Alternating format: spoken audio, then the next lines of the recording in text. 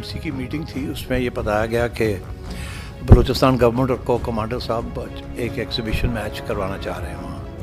اور تو میں نے کہا اچھا ٹھیک ہے. تو اسی وقت میں نے فون اٹھایا اور میں نے جنرل آصف غفور سے بات کی. تو انہوں نے کہا جی ہمیں ایگزیبیشن میچ چاہیے.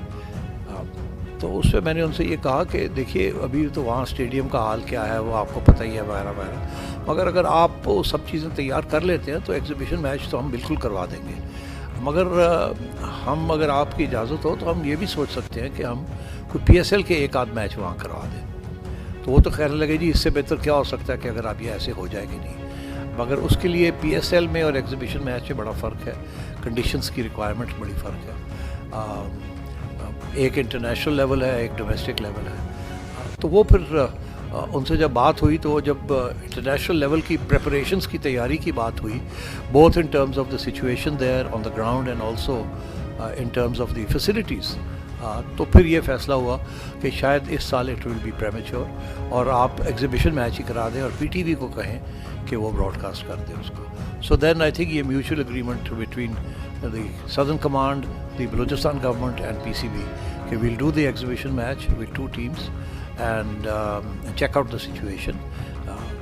بڑی دن رات وہاں محنت ہو رہی ہے اس وقت. ایز وی اسپیک ہماری ایک ٹیم جا رہی ہے یا چلی گئی ہوگی, پہلے بھی ہو آئے ہیں وہاں اور ان کے ریویو ہم کرتے رہے کس طریقے سے وہ ڈیولپمنٹس ہو رہی ہیں وہاں. So I think we can certainly look forward to more productive situation اور more positive situation possibly next year. اس سال اتنی جلدی کرنا, سب اسٹیک ہولڈرس کو کنونس کرنا اور باقی جو ایشوز ہیں ان کو حل کرنا turned out to be a little difficult. میں تو بڑا خوش ہوں اس کا جواب دیتے ہوئے. اس کی وجہ یہ ہے کہ میرا بھی یہی خیال تھا کہ فرینچائزز کے اور PCB کے کچھ رننگ پرابلمس چل رہے ہیں, مگر مجھے اس میٹنگ میں بھی کوئی اس قسم کی بات نہیں انہوں نے کی اور میرا امپریشن یہی ہے کہ دے آر ویری ہیپی.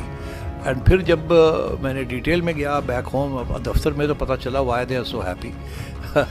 اس کی وجہ یہ ہے کہ ان کو اب سینٹرل پول ہمارا ٹھیک ٹھاک بڑھ گیا in the last year about over 60%, اور ایگزیکٹ فگر تھا تھوڑے سے زیادہ but I leave it at that, اور 95% of that now goes to them. تو میرا خیال ہے things are looking up for them. So I don't think there are any major issues between us now. یہ بالکل اچھا سوال ہے. اس کی وجہ یہ ہے کہ پبلک کا بھی تو سوچنا ہے. اب بات یہ ہے جی کہ میں جب گیا تھا تو کراچی کے لیے ہم نے ایک پلان بنایا تھا آغا خان فاؤنڈیشن کے ساتھ اور PIA کے ساتھ اور PCB 3 way ایک ہوٹل بنانا تھا وہاں. اس کی ساری لیگ ورک ہم نے کر لیا تھا, سب کچھ ہو گیا تھا. ظاہر ہے پھر میں چلا گیا. میں اب آیا ہوں تو میں نے پوچھا ان سے کہ بھئی وہ کیا ہوا اس پلان کا جو میں بنا کے ہم گئے, اتنی میٹنگز ہم نے کی اس کے اوپر, پتہ چلا کچھ نہیں ہوا اس میں. اچھا اب یہاں میں آیا ہوں تو پتہ چلا یہاں بھی کوئی اس قسم کے کوئی پلانز بن رہے ہیں, مگر میرا نہیں خیال وہ کہیں پہنچے ہیں, اور میرا یہ خیال ہے کہ کہیں پہنچیں گے بھی نہیں وہ, بیکاز جس قسم کی پرمیشنز ریکوائرمنٹ ہے نا پیپرا کی اور آڈٹ کی, اس قسم کی بگ پروجیکٹ کے لیے بڑی ہمت چاہیے. کون اپنا نیکسٹ ٹیک آؤٹ کرے گا, ہر چیز کے اوپر سوال کھڑے ہوں گے آڈٹ کے کہ ایسے کیوں ہوا, ایسے کیوں نہیں. پرائیویٹ سیکٹر میں تو مسئلہ نہیں بنتا, تو اس لیے مجھے یہ فرینکلی لگتا نہیں ہے کہ یہ پاسبل ہوگا. اگر کوئی پرائیویٹ پارٹی آ کے کوئی کر لے on its own without our involvement تو وہ شاید دیٹ مائٹ بی پاسبل, مگر ہمارے ساتھ مل کے کرنا is not going to be easy. ایک میں کراچی کا پروجیکٹ آپ کو بتا رہا ہوں 10 سال سے یہ اس کے اوپر بات چیت ہو رہی ہے, آنا ہو رہا ہے, جانا ہو رہا ہے, سب کچھ ہو رہا ہے اور کچھ نہیں ہوا. Again because of this issue کہ کچھ زمین جو ہے اس کے اوپر پرابلم ہے. وہ آغا خان والے کہتے ہیں کہ پہلے اس کو کلیئر کرو. وہ زمین جو ہے اپیرنٹلی PCB نے پچھلے دوروں میں کسی ججز کو دے دی, کچھ جرنیلوں کو دے دی.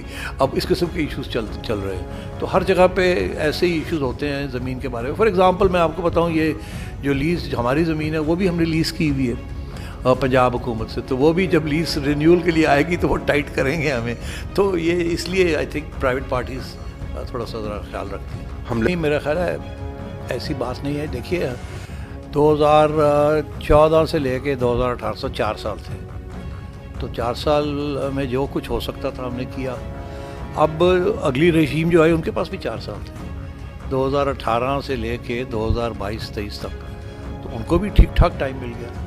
تو میرا خیال ہے یہ ایک انفارچونیٹ قسم کی ڈیولپمنٹ ہے کہ ہم ابھی تک ڈومیسٹک کرکٹ سٹرکچر جو ہے وہ اس کے اوپر سیٹل نہیں کر چکے. ہمارا خیال تھا کہ یہ سیٹلڈ ایشو ہے. ساری عمر سے ہم یہی دیکھتے آ رہے ہیں ریجنز ڈپارٹمنٹس, اور کسی اس چیز کے اوپر تو کبھی کوئی کنٹروورسی تھی نہیں. پھر ایک دم ایک قسم کی کنٹروورسی بنی اور اس ساری چیز کو ریپ اپ کر دیا گیا.